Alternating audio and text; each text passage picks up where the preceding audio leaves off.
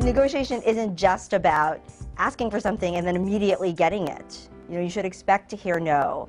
You should not be dissuaded by that. It's not just one thing that you're asking for when you negotiate. It's a number of different things. And it's really important to figure out for the other person, what are they saying no to? What are their constraints? Because maybe you can find a way for them to say yes.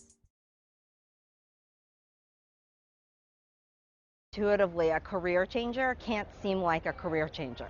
People will ask about experience if you're not demonstrating enough expertise or a skill set. Too many job seekers will suspend the rest of their search hoping for the perfect resume that gets noticed.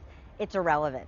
What really matters is networking and interviewing. You want to get in front of as many people and tell them your story. This is Nightly Business Report with Tyler Matheson and Susie Guerin. The key to increasing your salary, say career experts, is to make yourself indispensable at work. Your company has to need you. Your industry has to need you. Your customers have to need you. So you want to be that person where if restructurings happen, if cuts need to be made, if they need to select something for something high profile, they're going to say, we need to have you on that team.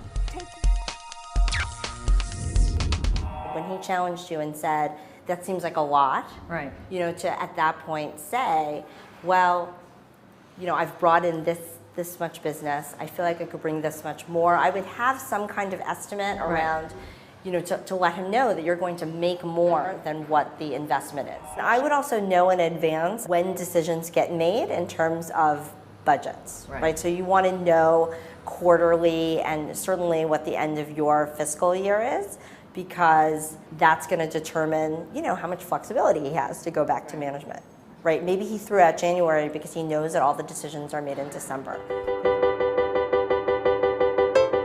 So when I decided to start a company, I was working in corporate, in a big corporate job, and I had been doing that for 15 years. Caroline Ceniza Levine, a mom of two, was used to providing half of her family's household income when she quit her day job in 2007. So thinking about starting a company was not a vanity project. This was something that had to make money from day one. When it's competitive like this, and there are a lot of job seekers out there, the best moves are the most basic ones. When the company is restructuring, you don't have to wait till all the decisions are made before you ask for a promotion. The fact of the matter is you don't know how things are going to go, so you should be managing your career for every day. Ask for the projects that you want, ask for the things that you want. The role that you get might be called something different based on what the restructuring is. Yeah.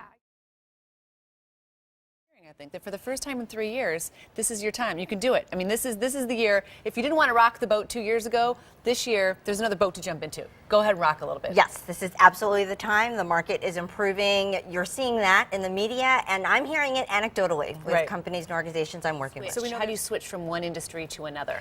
Well, the easiest way to switch is to keep something that you do already constant. So if you have a function that's translatable across industries, human resources, accounting, sales, marketing, there are a lot of skills that different industries need. So if you can prove that you have that skill, and you can cross industry that way.